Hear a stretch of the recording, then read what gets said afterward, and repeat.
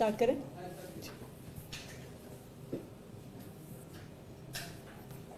दिल्ली में DTC buses Delhi की lifeline है। दिल्ली की जो अर्थव्यवस्था है उसमें पूरी डीटीसी की बस फ्लीट एक बहुत महत्वपूर्ण भूमिका निभाती है। सुबह लोग दिल्ली के अलग अलग हिस्से से काम पर निकलते हैं, बहुत डिस्टेंसेस ट्रैवल करते हैं। अगर उन्हें मेट्रो स्टेशन तक भी जाना हो तो DTC bus service metro station तक भी पहुंचने का एक महत्वपूर्ण रास्ता है।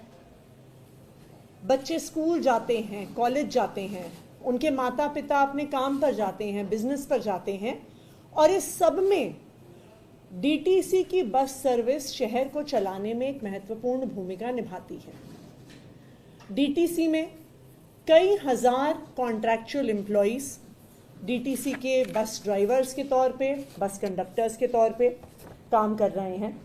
अभी डीटीसी में 4,500 4,564 कॉन्ट्रैक्चुअल ड्राइवर्स हैं और 17,850 कॉन्ट्रैक्चुअल कंडक्टर्स हैं। जो कॉन्ट्रैक्चुअल ड्राइवर्स और कंडक्टर्स हैं, इनकी अपनी वर्किंग कंडीशंस को लेकर कई डिमांड्स थी। कुछ दिन पहले, जैसा कि आप जानते हैं, जो कॉन्ट्रैक्ट पे ड्राइवर्स और कंडक्टर्स काम कर रहे हैं वो स्ट्राइक पर भी गए थे। जब वो स्ट्राइक पर गए तो मेरी और मेरी पूरी टीम से, दिल्ली सरकार के सभी अफसरों से बहुत लंबी बातचीत दिल्ली के ड्राइवर्स और कंडक्टर्स की हुई और उन्होंने अपनी बहुत सारी डिमांड्स हमारे सामने रखी। बहुत सारी ऐसी डिमांड्स जो बिल्कुल जायज़ डिमांड्स हैं। सबसे पहले तो मैं डीटीसी के ड्राइवर्स और कंडक्टर्स का धन्यवाद करूंगी कि उन्होंने हमारे आश्वासन पर डीटीसी की स्ट्राइक को बंद किया और फिर से डीटीसी की बसेस को चलाया कि दिल्ली ठीक तरीके से, दिल्ली की अर्थव्यवस्था ठीक तरीके से चल सके।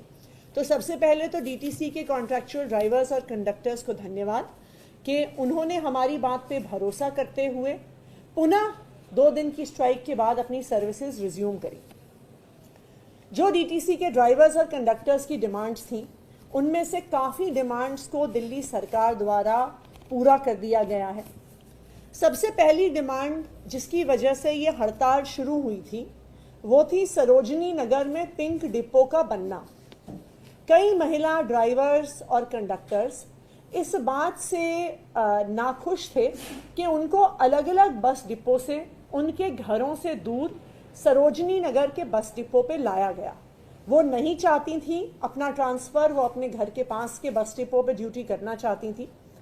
तो मीटिंग के अगले ही दिन तुरंत 20 नवंबर को ही एक आदेश निकालकर पिंक डिपो से जो महिला ड्राइवर्स वापस अपने ओरिजिनल डिपोज पर जाना चाहती थीं, उनका ट्रांसफ़र वापस उनके ओरिजिनल डिपोज पर कर दिया गया। दूसरा, ड्राइवर्स की और कंडक्टर्स की ये डिमांड थी कि अक्सर उनका ड्यूटी एलोकेशन, अक्सर उनकी जो पोस्टिंग है उनके घर से बहुत दूर होती है। मान लीजिए कोई ईस्ट दिल्ली में रहता है तो उनकी नजफगढ़ बस डिपो पे ड्यूटी लग जाती है, कोई नरेला के पास रहता है तो उनकी ओखला बस डिपो पे ड्यूटी लग जाती है, कोई साउथ दिल्ली में रहता है तो उनकी कंझावला बस डिपो पे ड्यूटी लग जाती है। तो उनकी ये डिमांड थी कि उनकी पोस्टिंग उनके घर से सबसे नियरेस्ट बस डिपो पे होनी चाहिए। मुझे खुशी है इस बात की कि एक नई पॉलिसी डीटीसी द्वारा 3 नवंबर को अनाउंस कर दी गई है सभी डीटीसी के ड्राइवर्स और कंडक्टर्स के लिए, जिसमें एक रैशनलाइजेशन की कोशिश ये होगी कि हम जो एप्लीकेशन फॉर्म्स लें ड्राइवर्स और कंडक्टर्स से, उन्हें अपने घर के नियरेस्ट पॉसिबल डिपो पे पोस्ट किया जाए। तो ये एक ऑनलाइन प्रोफॉर्मा, जैसे हमारे स्कूल्स में ट्रांसफ़र पोस्टिंग का होता है, एक ट्रांसपेरेंट तरीके से एक ऑनलाइन एप्लीकेशन बनाई जाएगी जिस पे ड्राइवर्स और कंडक्टर्स अपना प्लेस ऑफ रेजिडेंस बता सकेंगे और एक ऑनलाइन लिस्ट निकाली जाएगी उनको नियरेस्ट अपने घर के पास पोस्टिंग देने की। तीसरी डीटीसी के कॉन्ट्रैक्चुअल ड्राइवर्स की ये डिमांड थी कि उनको ये डर है कि अब जब सारी बसेस की फ्लीट को इलेक्ट्रिक किया जा रहा है तो फिर जब उनकी सीएनजी बसेस को रिटायर किया जाएगा तो उनका डिप्लॉयमेंट कैसे होगा। तो इनकी डिमांड को दो तरीके से मीट किया गया है। नंबर 1, जो डीटीसी ड्राइवर्स प्रमोट हो रहे हैं और एटीआईज यानी असिस्टेंट टिकट इंस्पेक्टर्स बन रहे हैं, उनके स्थान पर फर्स्ट प्रेफरेंस ड्यूटी का कॉन्ट्रैक्चुअल ड्राइवर्स को दिया जाएगा, नंबर 1। दूसरा, जो सारे डीटीसी के कॉन्ट्रैक्चुअल ड्राइवर्स हैं उनको इलेक्ट्रिक बस चलाने के लिए ट्रेन किया जाएगा कि जैसे जैसे इलेक्ट्रिक बसेस आती जाएं, जो हमारे डीटीसी के कॉन्ट्रैक्चुअल ड्राइवर्स हैं उनको इलेक्ट्रिक बसेस चलाने की अपॉर्चुनिटी मिले। ये एक पूरा ट्रेनिंग शेड्यूल निकाला गया है जिसके तहत सारे डीटीसी के कॉन्ट्रैक्चुअल ड्राइवर्स को इलेक्ट्रिक बस ड्राइविंग में ट्रेन किया जाएगा। चौथा, और डीटीसी ड्राइवर्स और कंडक्टर्स की ये बहुत महत्वपूर्ण डिमांड थी, उनका अभी पेमेंट करंटली डेली वेजेस के आधार पर होता है।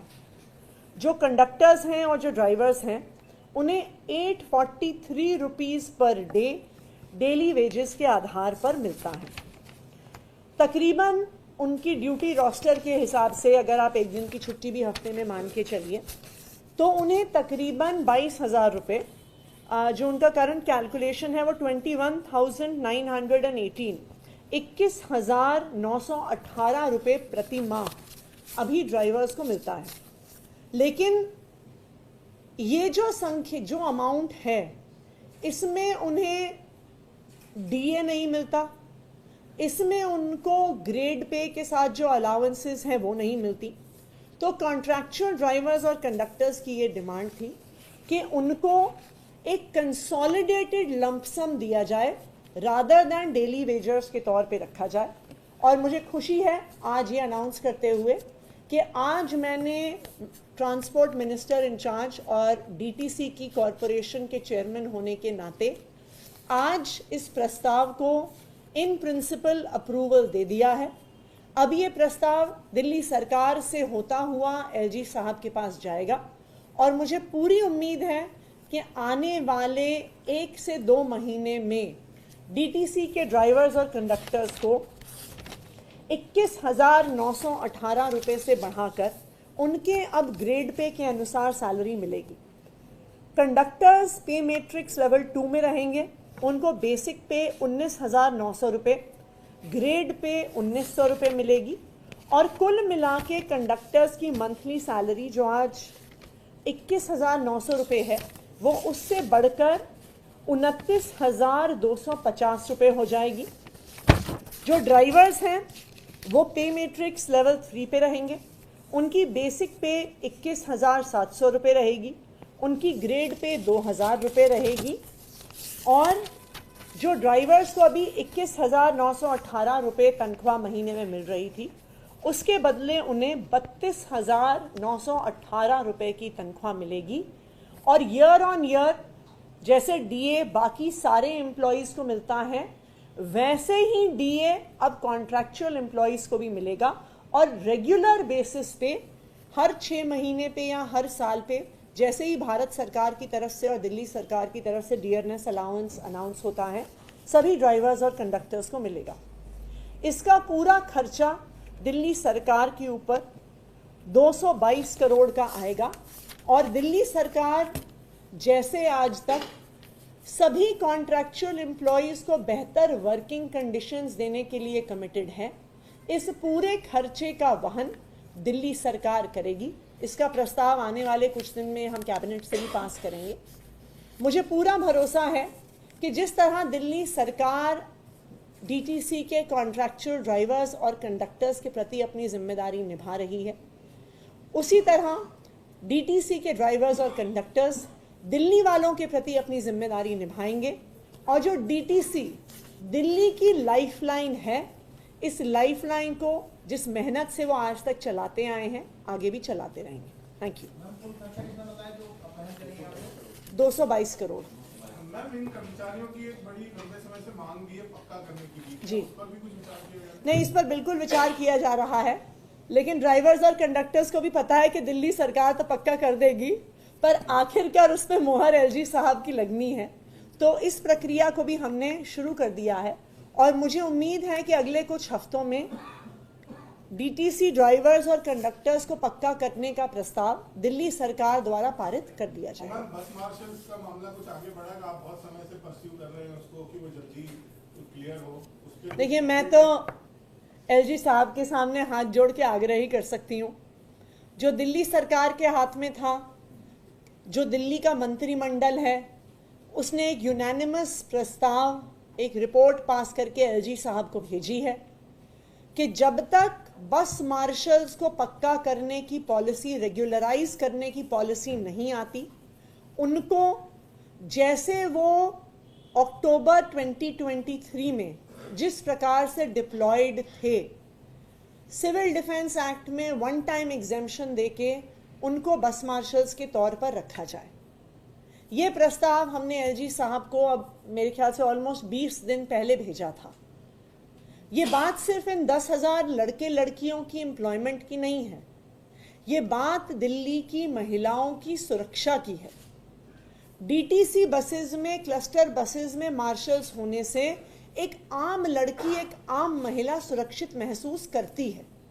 तो जब दिल्ली सरकार इन सारे मार्शल्स की सैलरी का खर्चा वहन करने को तैयार है, तो फिर ये सवाल है कि क्यों केंद्र सरकार इनको पक्का करने के लिए या पक्का करने से पहले रीडिप्लॉय करने के लिए तैयार क्यों नहीं है। मैं तो सभी दिल्ली की महिलाओं की तरफ से, सभी बस मार्शल्स की तरफ से एलजी साहब के सामने हाथ जोड़ सकती हूँ कि वो अगर फाइल को अप्रूव करें तो बस मार्शल्स की भी पुनः नौकरी लगेगी और दिल्ली की महिलाएं भी सुरक्षित होंगी।